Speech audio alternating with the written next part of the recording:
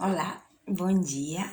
Vamos para uma aulinha de filosofia. Hoje vamos dar continuidade ao nosso tema ciência e dessa vez vamos falar e tratar de entender um pouco as três concepções sobre a ciência, tá? Essas três grandes concepções filosóficas sobre o conhecimento científico, tá? Sobre o que é fazer ciência. E vamos, esse vídeo aqui eu fiz para complementar o que a gente vai ver online nas aulas, né? Então, é um vídeo apenas complementar, tá? Eu sei que vai ficar muita coisa pendurada na cabeça de vocês, mas a gente vai ver isso melhor nas aulas. Então, vamos começar. Primeiro, eu vou dizer que eu vou falar das três concepções, então, de uma forma um pouco superficial, e que eu quero que no final vocês façam um quadro comparativo das três concepções. Essa vai ser a atividade que eu vou deixar para vocês fazerem, ok? Então, vocês botam um quadrinho as três partes e vocês vão botando as características de cada uma das concepções. Uma espécie de resumo para que o conteúdo desse vídeo fique ali mais claro para vocês, tá? Então, uma tarefa, um exercício, mas é um exercício para vocês principalmente, mas que também vai ser avaliado por mim, então fica aí a tarefa, ok? Vamos lá, vamos começar.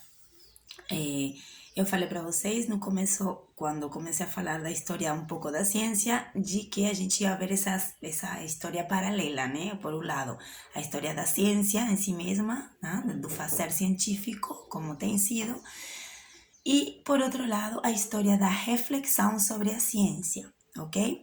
Então, agora vamos falar sobre essa outra dimensão, que é a reflexão sobre a ciência, o que os autores filosóficos, os pensadores ao longo da história têm falado sobre a ciência. E dentro dessa história, então, a gente vai encontrar três formas de enxergar o conhecimento científico, que são as três concepções das quais estou falando. Essa primeira concepção é a primeira em surgir, tá? Surge lá com Platão no século III a.C., é a concepção racionalista da ciência, que a gente conhece como racionalismo. Essa concepção racionalista, como o nome disse, vem da palavra razão, a gente já tem trabalhado, sem dúvida vocês também trabalharam com o professor de vocês em algum momento, razão, o que é razão, quais são as características do pensamento racionalista, em que se diferencia de outras formas de conhecimento e de pensamento. Então, estamos dentro dessa concepção racionalista que surge com Platão e, só lembrando rapidamente, Platão ele utiliza a teoria das ideias, né? Ou se baseia na sua teoria das ideias para explicar e fundamentar todas as dimensões, todas as áreas da humanidade que ele investiga, que ele pesquisa ou que ele reflete, por exemplo, em política, em ética. Tá? E aqui, no campo que a gente está, no campo mais epistemológico do conhecimento, de como o ser humano conhece. Então, vamos rapidamente resumir a teoria das ideias, porque é dali que ele parte para explicar o que para ele é ciência, o que para ele é conhecimento verdadeiro. Então, retomando, sem dúvida vocês também já trabalharam com o professor a alegoria da caverna.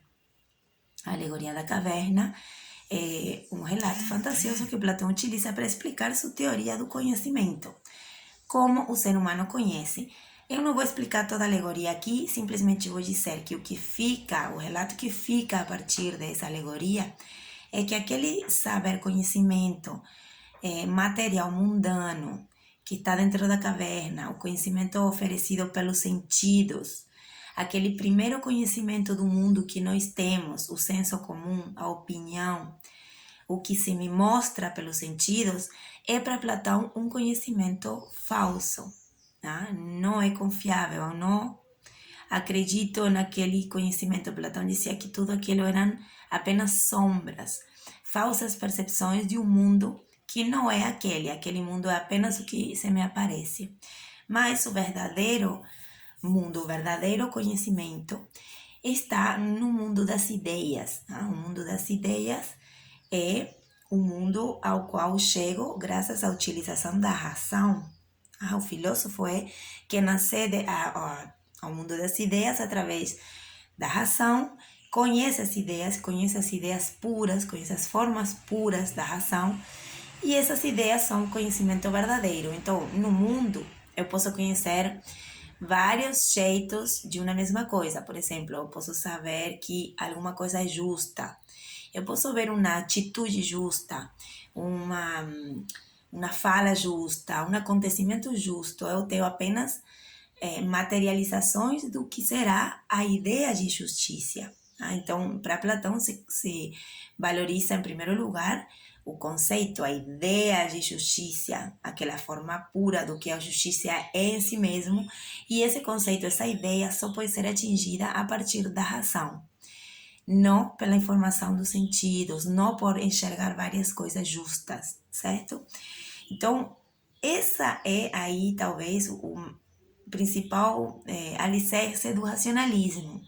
O racionalismo acredita que o conhecimento verdadeiro é atingido mediante a razão, tá? Seguindo as leis da razão e conhecendo o mundo ideal, o mundo das ideias, o mundo dos conceitos. Tá? Então, para essa concepção, a concepção racionalista, a ciência, ou seja, o conhecimento verdadeiro, válido, é o conhecimento ou é um conhecimento racional. Tá? Ele é racional, ele se atinge, se alcança através da utilização da razão. Tá? Ele também é dedutivo e demonstrativo, e já vamos a explicar isso.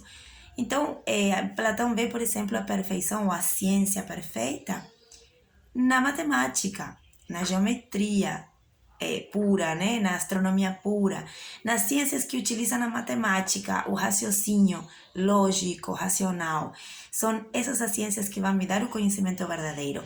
Então, a ciência, ela parte, né, do conceito, da ideia, da teoria, né, de uma verdade que é considerada axioma primeiro, né, universal, necessária, e a partir dessa primeira lei, desse primeiro conceito, dessa primeira universalização, eu vou deduzir, né, deduzir as coisas da realidade, eu vou deduzir predições, eu vou deduzir explicações da realidade, por que ela se comporta assim, mas percebam que eu parti da razão, de uma coisa racional, para depois ir para a realidade, né? Então, ela é dedutiva, tá? Ela parte desse conceito geral para validar, tá?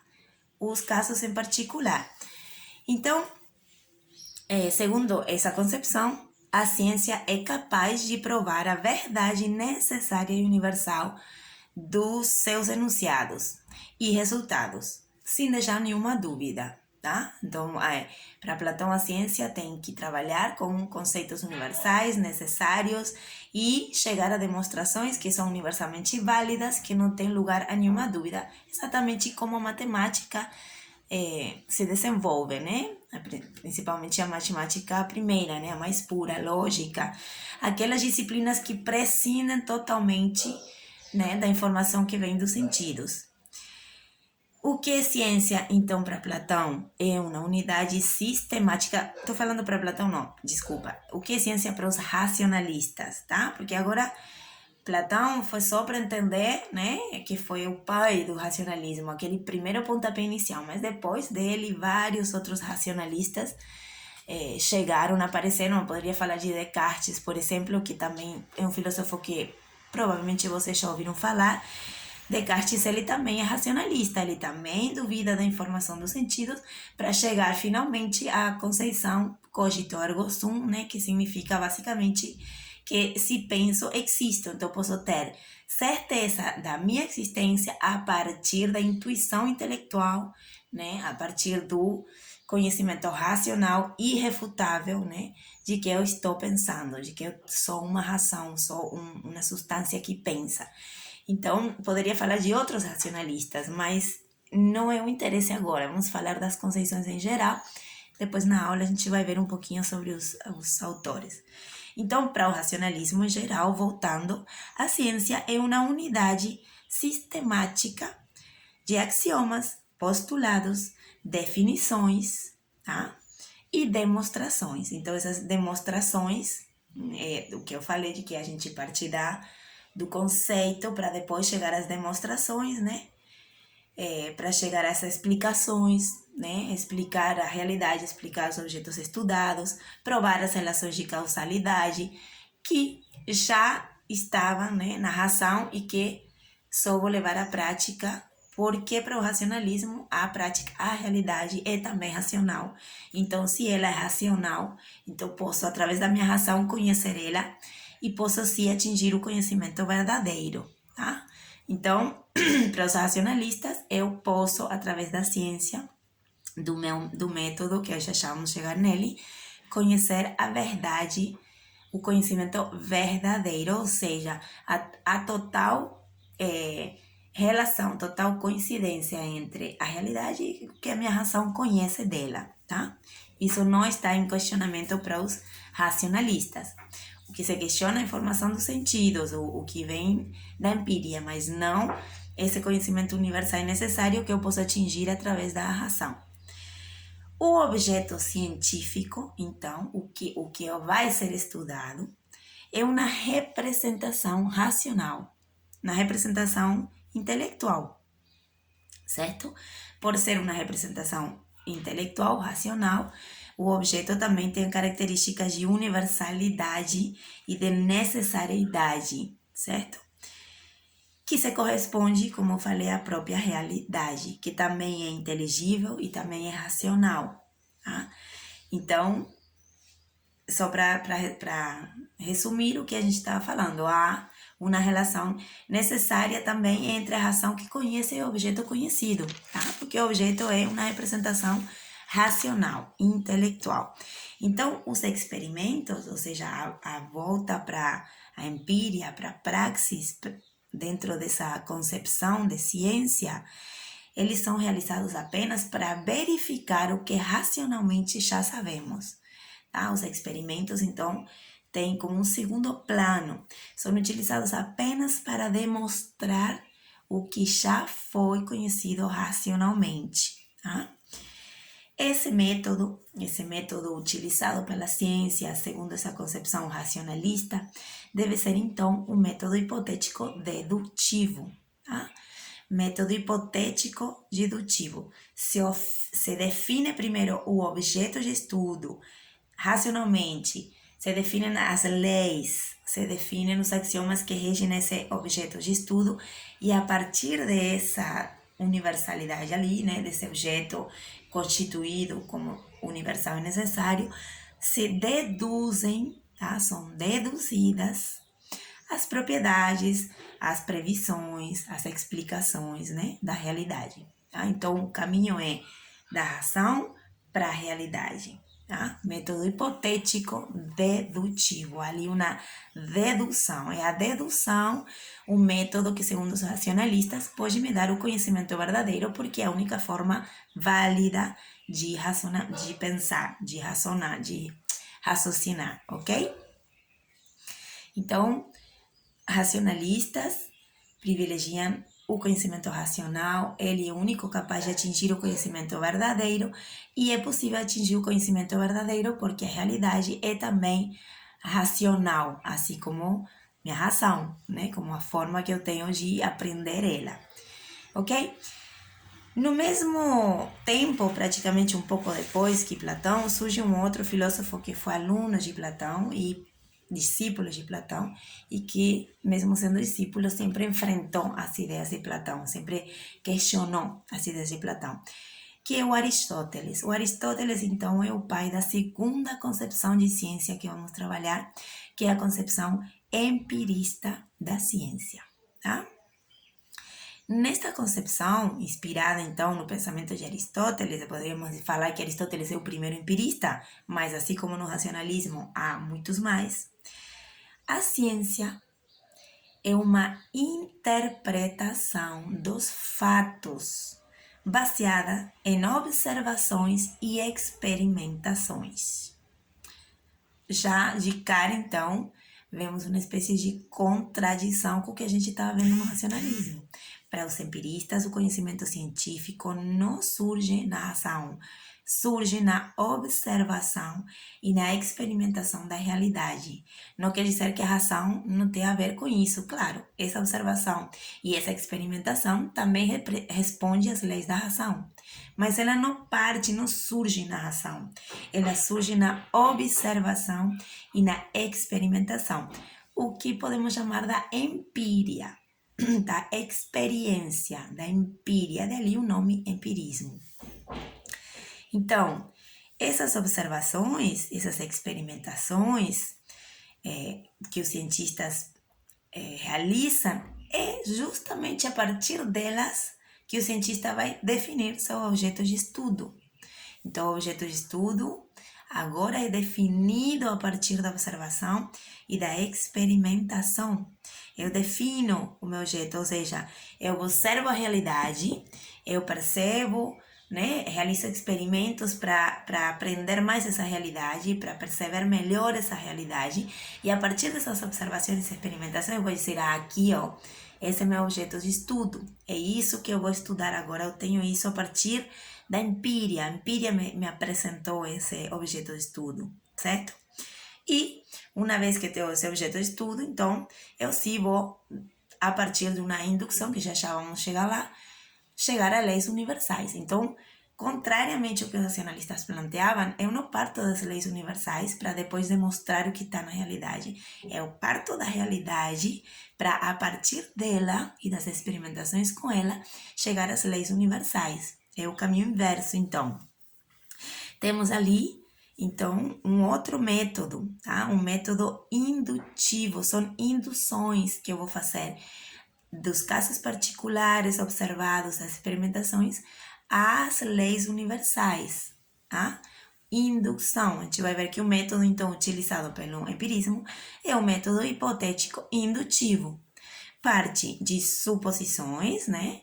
Vai realizar experimentos, vai realizar as observações para confirmar aquelas suposições que o cientista pode vir a ter, porque é impossível olhar a realidade de forma neutra e absolutamente inocente. Sempre há suposições, sempre há pensamentos que estão ali e que vão guiar minha observação.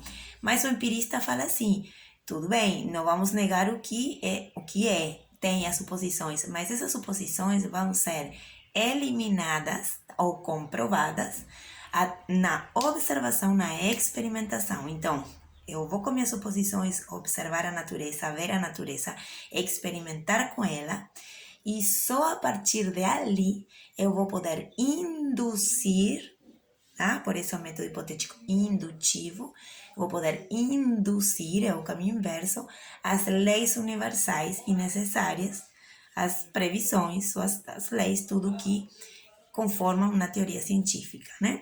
Então, o experimento, que no caso dos racionalistas era só para comprovar o que já estava ali, né? O que já estava na teoria universal, no conceito primário. No caso do empirismo, eu vou utilizar ele para tudo, eu vou utilizar ele para organizar meu objeto de estudo, tá? Eu vou experimentar nele para, a partir dele, chegar às minhas leis universais, tá? E, obviamente, que a partir dessa empíria, né? Então, dessa realidade, dessa experimentação, é que surge todas as teorias científicas segundo os empiristas. Então, pensa a importância que tem o experimento, é fundamental, é a base da ciência.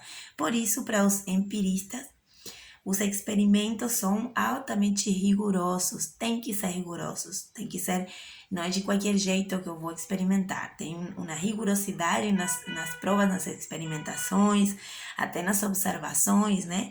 Pois deles depende a geração de teorias e a definição da realidade, né? Da realidade investigada. Então, há ali uma espécie de contradição entre os racionalistas e os empiristas, né?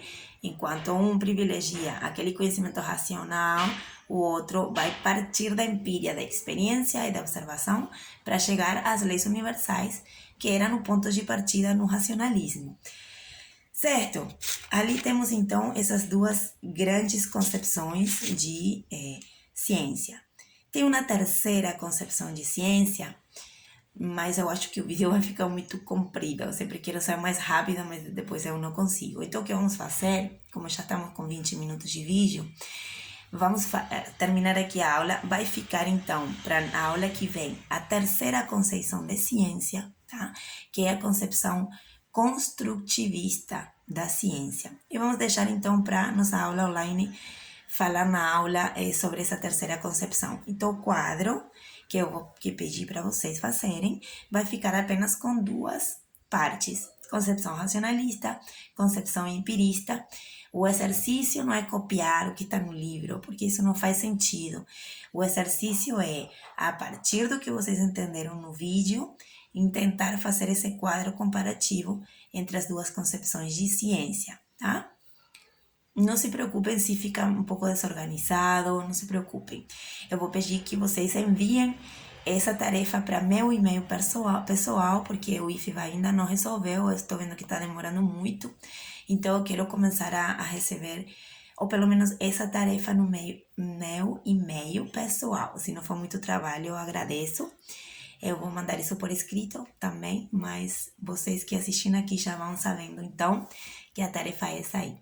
Muito obrigada e até a próxima aula.